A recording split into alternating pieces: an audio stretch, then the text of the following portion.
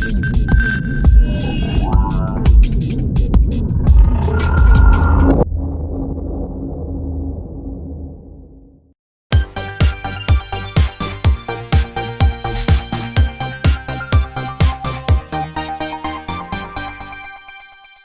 is A Skillz and I'm in Budapest and you're watching music channel One Like You.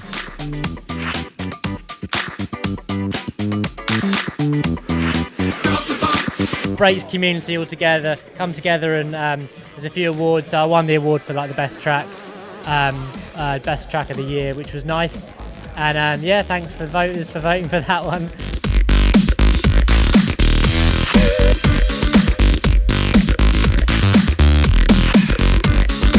For me, turntablism is just something I grew up with. Like from the first days of beginning to DJ, I was always on turntables, and I always really enjoyed like watching other DJs scratching and doing battle sort of DJing. So like that was always part of me, like when I wanted to start getting into it.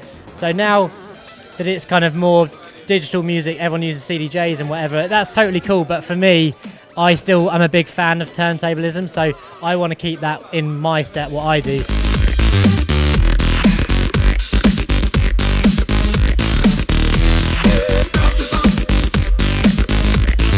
I do think it's a lost art form for the younger generation because, you know, it is a bit easier to just jump onto CDJs, but because there's now amazing software that allows you to use real turntables, but with digital music, that has definitely kept it going a bit longer in terms of actually using the turntables.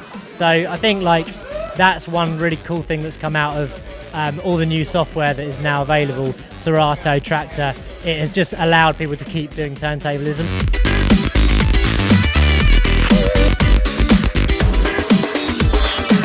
If I ever touch a classic record, there is always like some people that would be like, why did you touch that record? You know, like, should have left that alone.